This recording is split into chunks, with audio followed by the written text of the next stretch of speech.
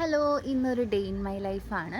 Weekend വ്ളോഗാണ് കേട്ടോ. Saturday ആണ്. അപ്പം നമ്മൾ രാവിലെ ദോശയാണ് ഉണ്ടാക്കുന്നത്. ഇതുപോലെ സാറ്റർഡേ സൺഡേസിലൊക്കെയാണ് നമ്മൾ ഇങ്ങനത്തെ ബ്രേക്ക്ഫാസ്റ്റ് ഉണ്ടാക്കുക. അല്ലെങ്കിൽ കൂടുതലും സ്മൂത്തി, ഓട്സ്, ഫ്രൂട്ട്സ് അങ്ങനെയൊക്കെയാണ് കഴിക്കാറ്. രാവിലെ ഇങ്ങനെ എല്ലാം കൂടി ഉണ്ടാക്കാൻ സമയം കിട്ടാറില്ല. പിന്നെ വല്ലപ്പോഴൊക്കെയാണ് ഇഡ്ഡലി, പുട്ട് അതൊക്കെ ഉണ്ടാക്കാറുള്ളത്.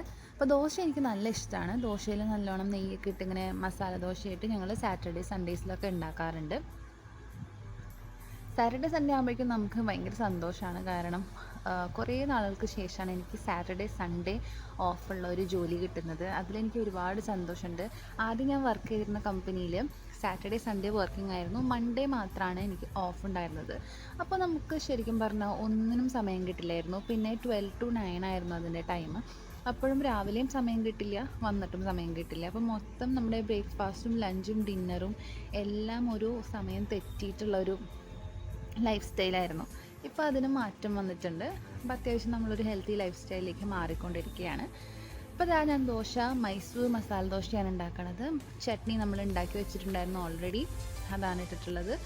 ഇതിൻ്റെ റെസിപ്പി എല്ലാവർക്കും അറിയാമായിരിക്കും. ഇനി ആർക്കെങ്കിലും മൈസൂർ മസാല ദോശയുടെ റെസിപ്പി വേണമെന്നുണ്ടെങ്കിൽ കമൻറ്റ് ചെയ്താൽ മതി, ഞാൻ വീഡിയോ ചെയ്യാം. അപ്പോൾ നമ്മൾ ദോശയൊക്കെ ഉണ്ടാക്കി കഴിച്ച് ഇന്ന് നമ്മൾ പുറത്ത് പോവാണ്. സാറ്റർഡേ ആയതുകൊണ്ട് പുറത്ത് പോയിട്ട് കുറച്ച് എക്സിബിഷന് പോകാനുണ്ട്. അതുപോലെ ചെറിയ ചെറിയ കുറേ പരിപാടികളൊക്കെ ഉണ്ട്, എല്ലാവരും സാറ്റർഡേസിലൊക്കെ ചെയ്യുന്ന പോലെ തന്നെ. അതൊക്കെ ഞാൻ ഈ വീഡിയോയിൽ കാണിക്കുന്നുണ്ട് കേട്ടോ. ഇപ്പോൾ ഞാൻ ഗുജറാത്തിലാണുള്ളത്. നാട്ടിൽ നിന്ന് ഗുജറാത്തിൽ വന്നിട്ടുണ്ട്. ഗുജറാത്തിൽ നിന്ന് ആരെങ്കിലും കാണുന്നുണ്ടെങ്കിൽ ഒന്ന് കമൻറ്റ് ചെയ്യണേ.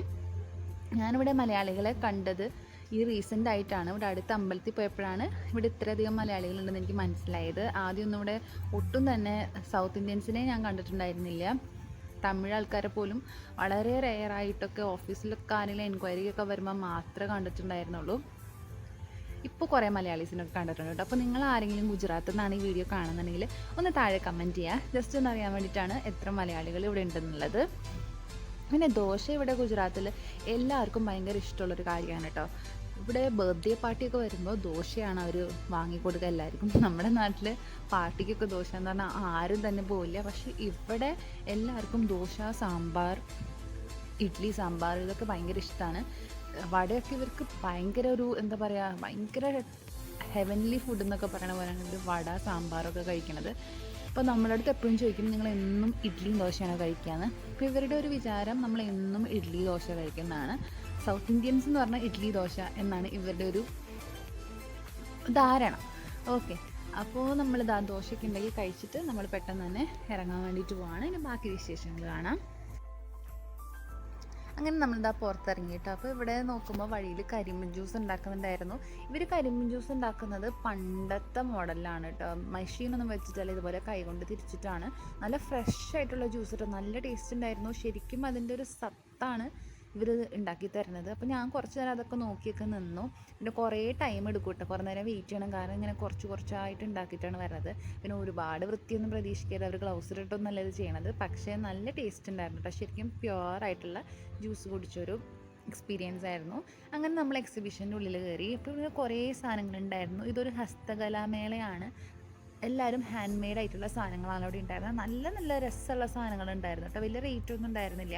ഹോം ഡെക്കർ ആയിട്ടുള്ള ഒരുപാട് സാധനങ്ങളുണ്ടായിരുന്നു. ഇതൊക്കെ എനിക്ക് ഭയങ്കര ഇഷ്ടപ്പെട്ടതാണ്. പിന്നെ എനിക്കിഷ്ടമായത് ഈ ഒരു കൈത്തറിയാണ്. ലൈവായിട്ട് സാരീസൊക്കെ ഉണ്ടാക്കിയിട്ട് അവർ വിൽക്കുന്നുണ്ടായിരുന്നു. അതും ഞാൻ കുറേ നേരമൊക്കെ കണ്ടിരുന്നു കേട്ടോ. ഒരുപാട് ഐറ്റംസ് ഉണ്ടായിരുന്നു ലൈവായിട്ട് ഉണ്ടാക്കി കൊടുക്കുന്നത്. പിന്നെ ഇതുപോലെ ചട്ടിയൊക്കെ ലൈവായിട്ട് ഉണ്ടാക്കുന്നുണ്ട്. നമുക്ക് ഇഷ്ടമാണെന്നുണ്ടെങ്കിൽ അവർ നമ്മളെ കൊണ്ട് ചെയ്യിപ്പിക്കും. അപ്പോൾ ഈ കുട്ടി അവിടെ ഇരുന്നിട്ട് ഇത് ഉണ്ടാക്കുന്നുണ്ടായിരുന്നു. അപ്പോൾ ഞാനതിങ്ങനെ കുറേ നേരം നോക്കി നിന്നു. ഞാൻ ഇത്ര നേരിട്ടത് ആദ്യമായിട്ടാണ് കേട്ടോ കാണുന്നത്. അപ്പോൾ ഇവരുണ്ടാക്കുന്നത് നമുക്ക് കൂടെ ഇരുന്ന് ഉണ്ടാക്കിയിട്ട് അപ്പം തന്നെ വാങ്ങി വീട്ടിൽ കൊണ്ടുപോകാനും പറ്റും. പിന്നെ അവർ ഓൾറെഡി ഉണ്ടാക്കി വെച്ചിട്ടുള്ളത് ആണെങ്കിൽ അതും വാങ്ങാം. നല്ലൊരു കാഴ്ചയായിരുന്നു കേട്ടോ കാണാൻ.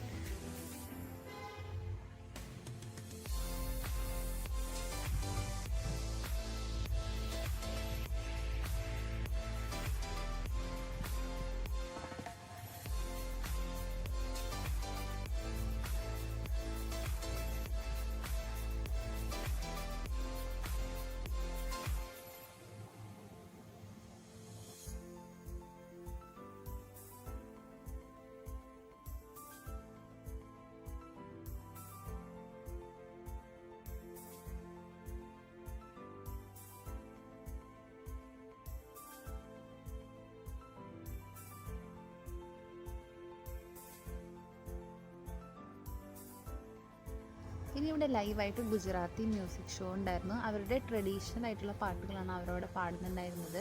കുറേ പേരുണ്ടായിരുന്നു, നല്ല തിരക്കായിരുന്നു. പിന്നെ ഇതെല്ലാം നമുക്ക് വീട്ടിൽ വെക്കാൻ പറ്റുന്ന നല്ല ഐശ്വര്യം കൊണ്ടുവരുന്ന കുറേ സാധനങ്ങളാണ്, ഹോം ഡെക്കോഴ്സാണ്. ഇതെല്ലാം അവർ ഹാൻഡ് മെയ്ഡ് ആയിട്ടുള്ള ബെൽറ്റ്, മാല, അതൊക്കെയായിരുന്നു.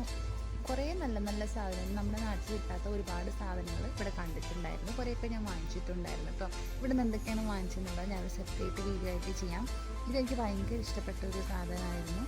ഇത് ഞാൻ വാങ്ങിച്ചിട്ടുണ്ടായിരുന്നു കേട്ടോ. ഞാൻ നാട്ടിലങ്ങനെ കണ്ടിട്ടില്ല. ആരെങ്കിലും കണ്ടിട്ടൊക്കെ ഉണ്ടെങ്കിൽ എവിടെ കിട്ടുമെന്ന് കമൻറ്റ് ചെയ്യുക. അതിനുശേഷം നമ്മൾ നേരെ ഫുഡ് കഴിക്കാനാണ് പോയത്. ഇത് മാഡോവർ ഗ്രിൽസ് ആണ്. ഇത് ബാംഗ്ലൂരൊക്കെ ഉള്ളതാണ് മാഡോവർ ഗ്രിൽസ്. അവിടെ അൺലിമിറ്റഡ് ആയിട്ടുള്ള ബുഫേ കഴിക്കാനാണ് പോയത്.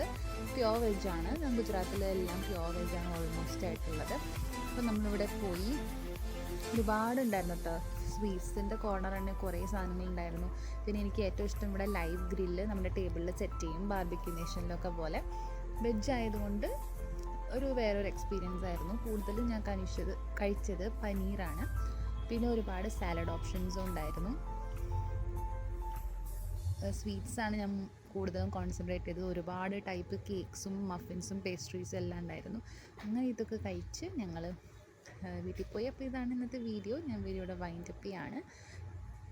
Thank you for watching. നമുക്ക് മറ്റൊരു വീഡിയോയിൽ കാണാം. Bye bye.